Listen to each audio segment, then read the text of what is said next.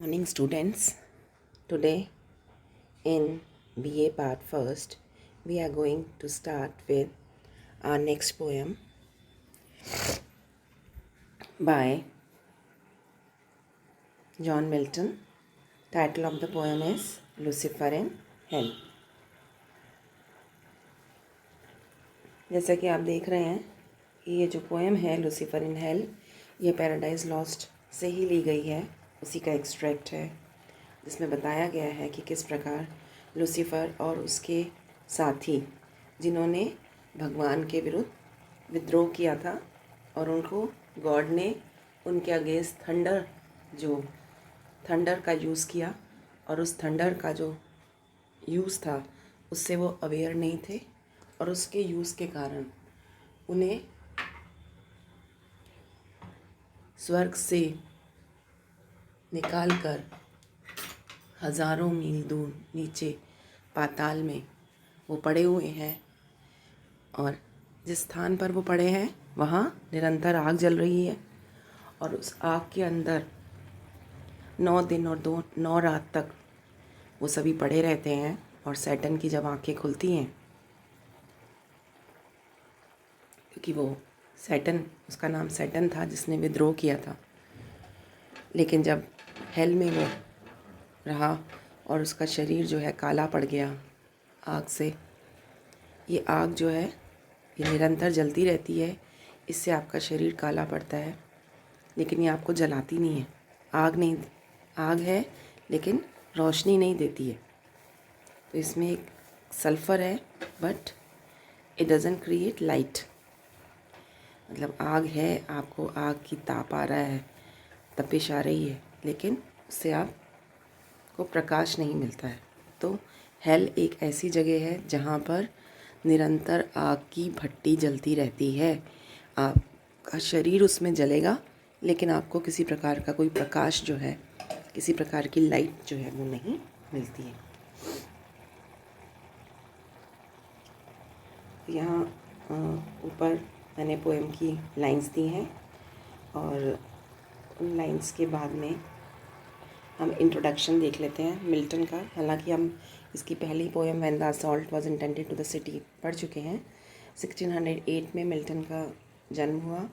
He was son of John Milton, के father का नाम था, वो एल्डर थे, elder a prosperous scrivener composer of music with Puritan sympathies, Puritan धर्म में विश्वास करने वाले। After going to school in London at saint Paul's, Milton proceeded to Christ College Cambridge, और लंदन में सेंट पॉल्स स्कूल में पढ़ाई करने के बाद वो क्राइस्ट कॉलेज कैम्ब्रिज में गए, where he resided from 1625 to 32, जहाँ उन्होंने बहुत सारी पोएम्स लिखी। फिर उसके बाद मिल्टन जो है is by common consent one of the greatest names in English poetry.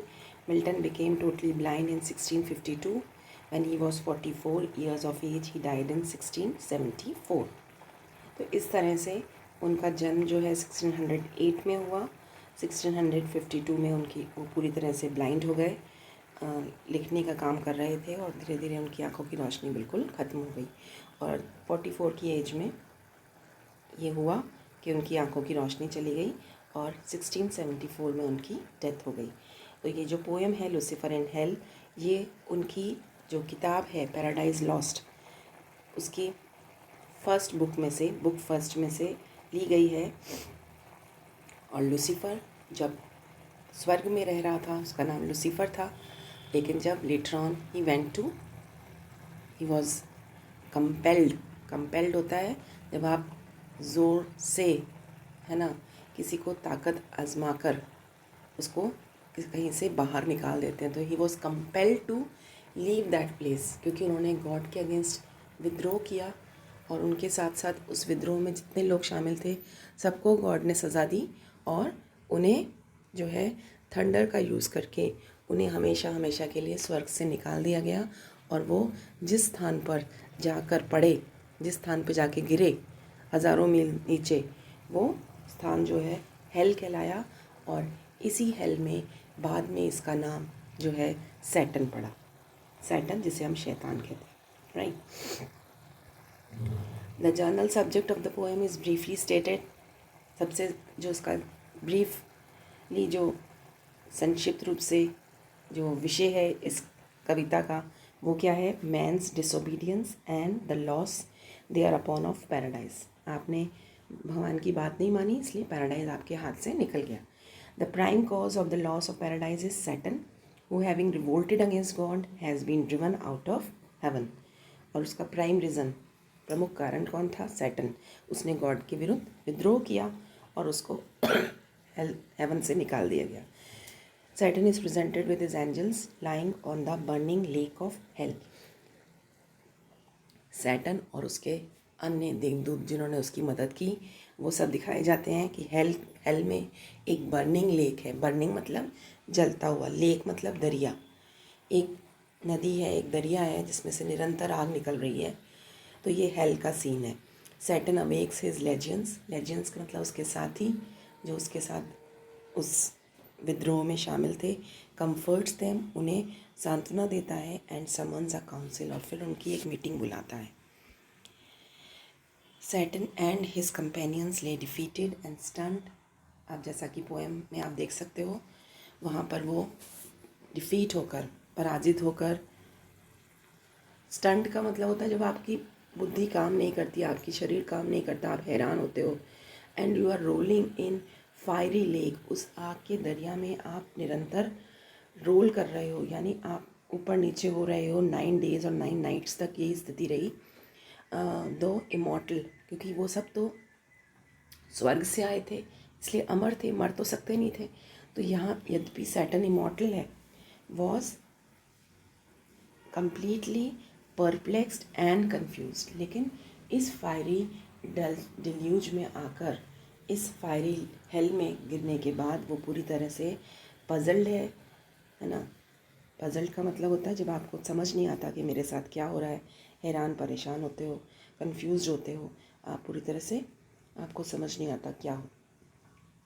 तो यहाँ पर वो उसी तरह से पजल्ड है कि गॉड ने, Saturn was destined to the thought both of the happiness that he has lost and of the endless physical suffering. ये कभी ना समाप्त होने वाली शारीरिक यातना वो झेलता है। that he would be compelled to endure, है ना, उसे बाध्य होना पड़ा उसे सहने के लिए। he looked around with his eyes full of woe and expressive of a tremendous misery and disappointment mingled with unyielding pride and firm hate. सबसे इम्पॉर्टेंट चीज़ क्या है कि जो सैटर्न है उसमें ज़रा भी उसे अपने कार्य कर गॉड के अगेंस्ट जो विरोध किया है उसका उसे दुख नहीं है, बल्कि उसके बहुत ज़्यादा वो मिजरेबल कंडीशन में है, उसकी बहुत ख़राब स्थिति है और उसकी आंखें जो हैं दुख से भरी हुई हैं और डिसअपॉइंटमेंट साथ में मिली हुई है। अनयील्डिंग प्राइड, प्राइड कैसी, घमंड जो है उसका, अनयील्डिंग जिसको जो समर्पण करना नहीं जानता, जो अपने घुटने टेकना नहीं जानता। एंड फर्म हेट, और हेट घृणा कैसी है, फर्म, फर्म मतलब दृढ़, यानी ऐसा नहीं हुआ कि आपको परास्त मिली, आपको गॉड ने पैराडाइज से निकाल दिया तो आपके मन से सारी बातें हट गई, बल्कि आपका घृणा और अधिक बढ़ गई है, आप में बदला लेने की भावना और ज़्यादा प्रबल हो गई। So he at once observe as far as angels see, angels को जहाँ तक देखने की दृष्टि प्राप्त है, जहाँ तक उनका सामर्थ्य है वहाँ तक उसने देखा। The dreamy sight barren and wild, आसपास हेल कैसा स्थान है, बैरन, बंजर, वाइल्ड, जंगल, है ना। हॉरिबल डंजन, हॉरिबल मतलब भयानक, और डंजन कहते हैं तहखाना या खड्डा या बहुत अंदर गहरा स्थान जहाँ चारों तरफ अंधेरा होता है। फ्लेम्ड ऑन ऑल साइड्स, लेकिन ये एक ऐसा डंजन, एक ऐसा तहखाना है ना, जिसमें उन्हें बंद किया गया है या उन्हें फेंका गया है, जहाँ चारों तरफ आपको फ्लेम्स, लपटें दिखाई दे रही हैं आग की, और एक ग्रेट फर्नेस, एक बड़ा सा फर्नेस कहते हैं आग की भट्टी जो है वो जल रही है। And yet no light came from those flames, लेकिन चारों तरफ आग की लपटें हैं, लेकिन उनमें से कोई भी लाइट, मैंने जैसा आपको पहले ही कहा था कि जो हेल है वो ऐसा स्थान है जहाँ निरंतर चारों तरफ आग की लपटें हैं, लेकिन किसी प्रकार का कोई लाइट नहीं है, टोटल अंधेरा है। The flames produced only as much light as was needed to make the darkness of unhappy dark spaces where peace and rest can never dwell। तो ये एक ऐसा स्थान है जहाँ उसमें इतनी ही लाइट है जितनी कि आप चारों तरफ के अंधेरे को, उसकी भयानकता को देख सको, महसूस कर सको, क्योंकि ये एक ऐसा स्थान है जहाँ पर किसी प्रकार का मानसिक शांति या आनंद या खुशी आपको मिल ही नहीं सकती, वो यहाँ रहते ही नहीं हैं। It was a place where torture without end constantly afflict the victims.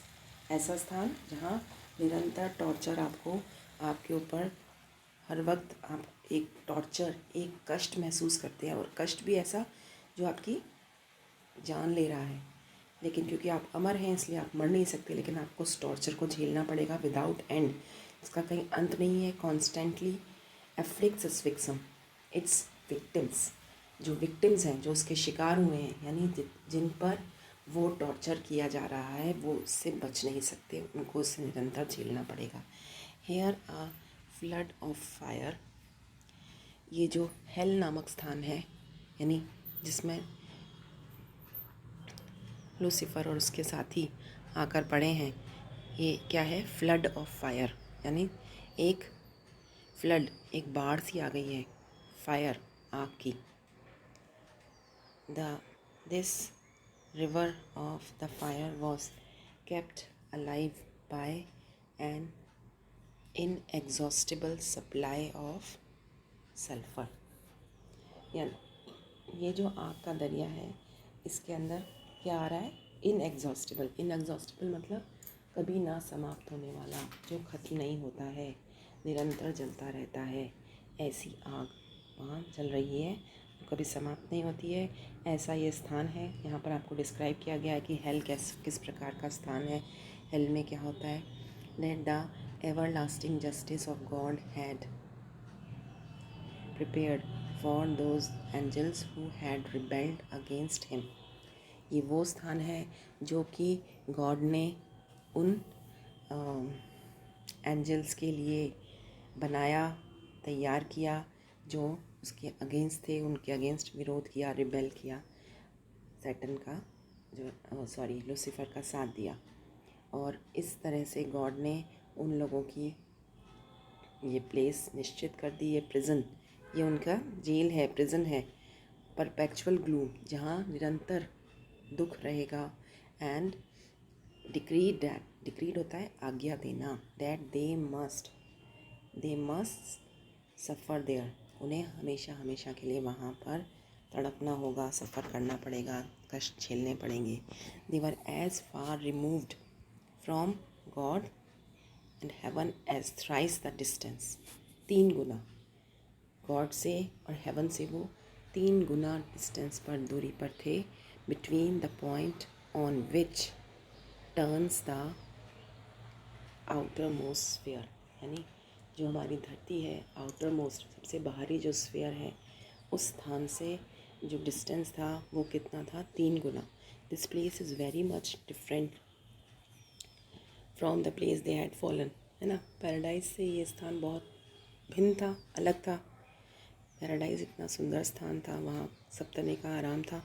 Saturn soon discovers his companions who have fallen with him, उसके जो साथी थे उनको उसने जल्दी ही देखा, पहचाना, अपने चारों तरफ नज़र डाली, और वो सब उनमें से उसके जो सबसे नेक्स्ट पोजीशन में, पावर में था साथी, उसकी तरफ उसने नज़र डाली कि वो कहाँ है, कैसे, कहाँ पड़ा है, क्या कर रहा है। तो उसने देखा, लेटर ही वॉज नेक्स्ट, जो उसके समान ही, ताकत में भी उसके समान था, विद्रोह में भी उतना ही बलशाली, उतना ही शक्तिशाली था। गॉड है,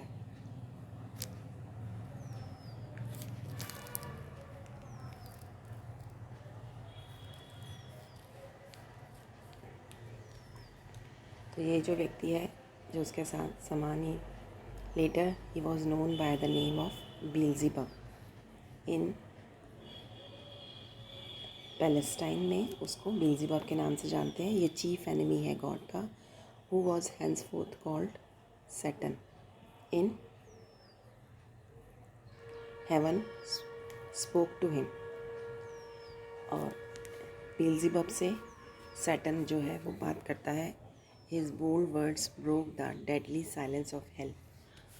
सैटन जो है वो किसी भी प्रकार से हार नहीं मानता है, तो उसके जो बोल्ड वर्ड्स हैं यानी तेज़ आवाज़ के साथ, दृढ़ता के साथ वो इस प्रकार से साइलेंस को तोड़ता है हेल के।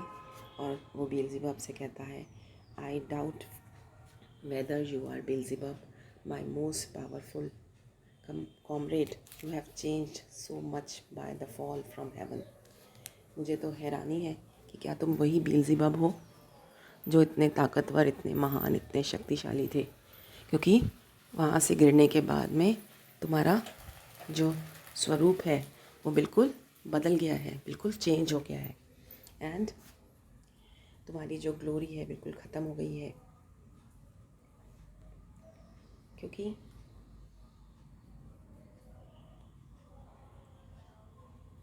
वो उसको इस प्रकार से कहता है, you once eclipsed multitudes of angels wrapped in brightness in heaven, that blessed region of light। कहता है कभी तुम मल्टीट्यूड्स मतलब असंख्य एंजल्स को एक्लिप्सेस आप जानते हो, एक्लिप्स्ड मतलब यानी जब बील्ज़ेबब नामक तारा चमकता था तो और सारे जो जितने भी एंजल्स थे वो सब उसके प्रकाश के नीचे छुप जाते थे, यानी उन पर जैसे ग्रहण लग गया हो। तो एक्लिप्सिस जो होता है वो ग्रहण होता है। तो यहाँ पर वो कह रहा है कि अपनी ब्राइटनेस से हेवन में तुम सबको दबा देते थे, उस ब्लेसेड रीजन में जहाँ लाइट में तुम रहा करते थे। I doubt you are really Beelzebub, who for close association, unity of purpose and equal hope of success and equal risk of failure joined with me. है ना, तुम्हें पूरी तरह से पता था कि अगर हमारी असफलता हुई या हमें सफलता मिली तो तुम दोनों स्थितियों में मेरे साथ थे। Do you see from what a height and to what depth have we fallen. तुम देख रहे हो, क्योंकि वो अभी तक होश में नहीं आया है, तो उसको संबोधित करके वो कह रहा है, क्या तुम देख रहे हो कि क्या हम कितनी ऊंचाई से और कितनी गहराई में और कितनी डेप्थ में और में गिर गए हैं, कहाँ हम फॉलन गिर पड़े हैं। God superiority in strength can be measured by the strength of his thunder. God की सुपेरिटी, उनकी सर्वोच्चता, वो संप्रभु हैं, उनकी समान कोई शक्तिशाली नहीं है। इसका पता हम कैसे चला जब हमें उनके थंडर नामक जो शस्त्र थे उसकी स्ट्रेंथ को देखने को मिली। कहता है, until we faced our defeat, who could have known the great power of his great weapon, that is thunder। जब तक हमारी डिफीट नहीं हुई थी तब तक हमें उस वेपन के बारे में पता नहीं चला था, जो कि इसका नाम थंडर है। But I do not repent what has happened to us or what else has the powerful victor might inflict on us in his anger। उसे किसी बार का कोई शर्मिंदगी, कोई पश्चाताप नहीं है, उसे इस बात का भी दुख नहीं है या इस बात की भी कोई परवाह नहीं है कि वो शक्तिशाली गॉड जो है उन पर और कई सारी यातनाएं, मुसीबतें डाल सकते हैं अपने एंगर, अपने रैथ, क्योंकि गॉड जो है रैथ, WRATH, रैथ का मतलब है एंगर, असीम जो भगवान को उनके विरुद्ध जो गुस्सा आया था, उस गुस्से के कारण उन्होंने उन्हें वहाँ इतनी दूरी इस स्थान पर पटक दिया हमेशा हमेशा के लिए, ताकि उन्हें सबक मिल सके जो उन्होंने विद्रोह किया है, जो गलत कार्य किया है गॉड के अगेंस्ट जाके। I can not give up, वो कहता है, नाउ दो माई physical brightness is partially deemed. आंशिक रूप से उसकी जो शारीरिक सुंदरता थी, जो चमक थी, जो प्रकाश था उसके शरीर से आता था, वो डिम पड़ गया है, धुंधला हो गया है, मध्यम हो गया है, कम हो गया है। I can not give up my resolve and my pride arising from the great sense of wrong, है ना। वो कहता है मैं ना तो अपना रिजॉल्व, जो मेरा फैसला था, उसको बदलने वाला हूँ, ना ही मेरी प्राइड, गर्व कभी कम होगा। अराइजिंग, जो कि उत्पन्न हो रहा है। क्यों उत्पन्न हो रहा है? क्योंकि उसे लगता है कि उसके साथ गलत हुआ है, जो मुझे प्रेरित कर रहा है कि मैं फिर से गॉड को चैलेंज करूं, जो हमारा माइटीएस्ट पावर, सबसे सर्वशक्तिमान जो शक्ति है, सत्ता है, to rally round me a large body of angels who dislike this tyranny. अब रैली का मतलब है कि ग्रुप बनाकर मेरे साथ विद्रोह में शामिल हुए, क्योंकि वो सब भी गॉड को पसंद नहीं करते थे। उनकी टिरैनी कहते हैं जब आप एकदम डिक्टेटर हो जाते हो, है ना।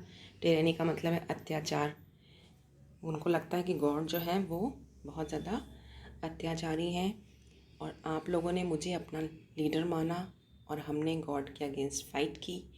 हमने we fought in the heaven, हम हेवन में उनके विरुद्ध युद्ध किया, और जो विक्ट्री बैटल थी was doubtful at one time and God seem to lose his throne. ऐसा लगता था कि गॉड को हम उनकी थ्रोन से हटा देंगे।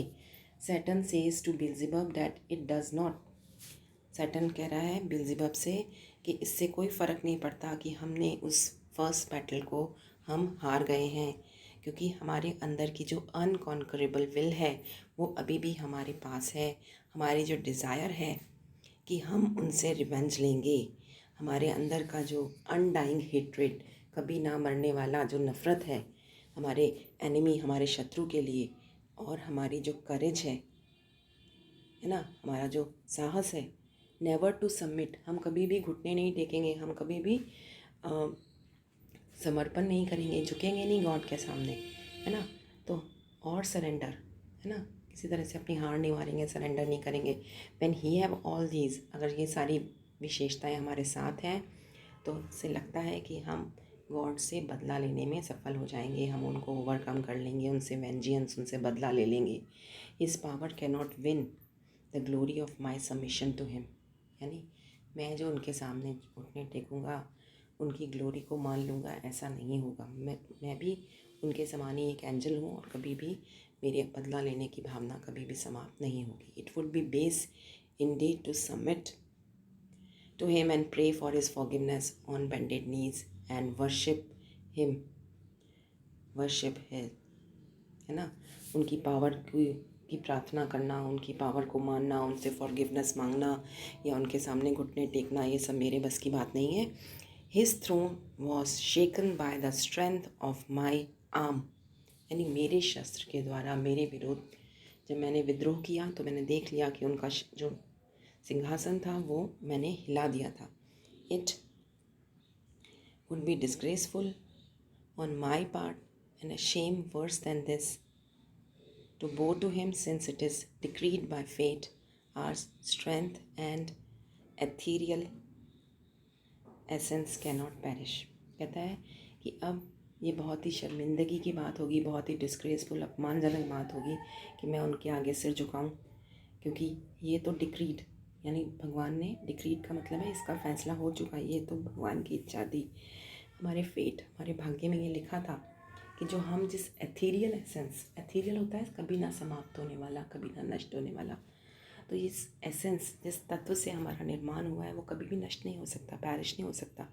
तो हमारा जो एक्सपीरियंस है इस महान इवेंट, ये जो हमारे बीच और गॉड के बीच में जो युद्ध हुआ, उससे ये साबित हो गया है that we who are not inferior to him in arms and are superior to him in foresight, हमारी दूरदर्शिता भगवान से कहीं अधिक अच्छी थी, बेटर थी, और इसलिए हमारे अंदर की जो होप है सक्सेस की वो निरंतर जगती रहेगी। यानी मुझे पूरी उम्मीद है कि हमें सफलता प्राप्त होगी। हम आज पराजित हुए हैं लेकिन हम कल जीतेंगे।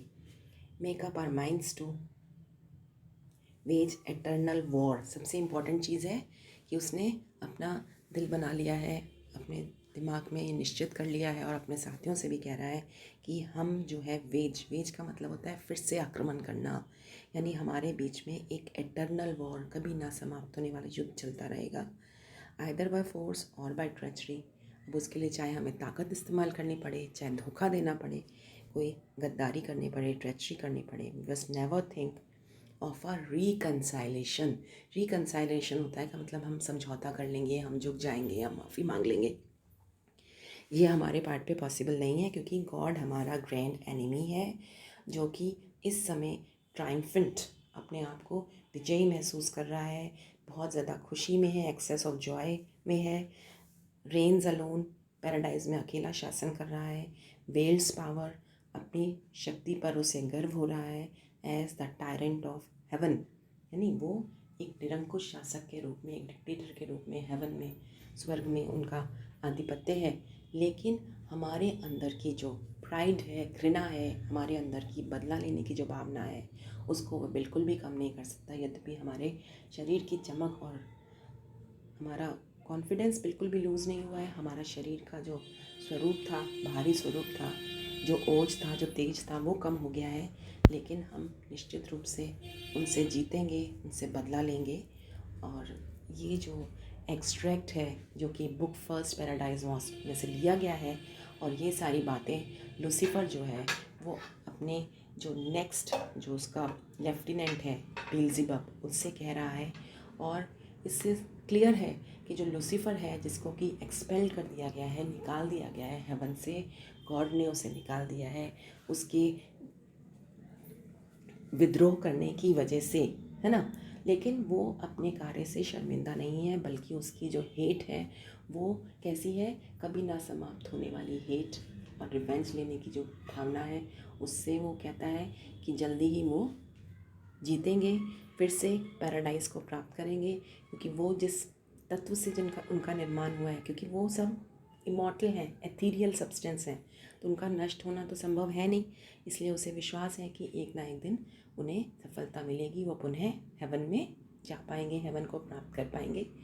इन्हीं इस बात के साथ ही मिल्टन ने अपना जो पोएम का एक्सट्रैक्ट है, जो कुछ पार्ट उसमें से लिया गया था, यहाँ पर उसका एंड हो रहा है।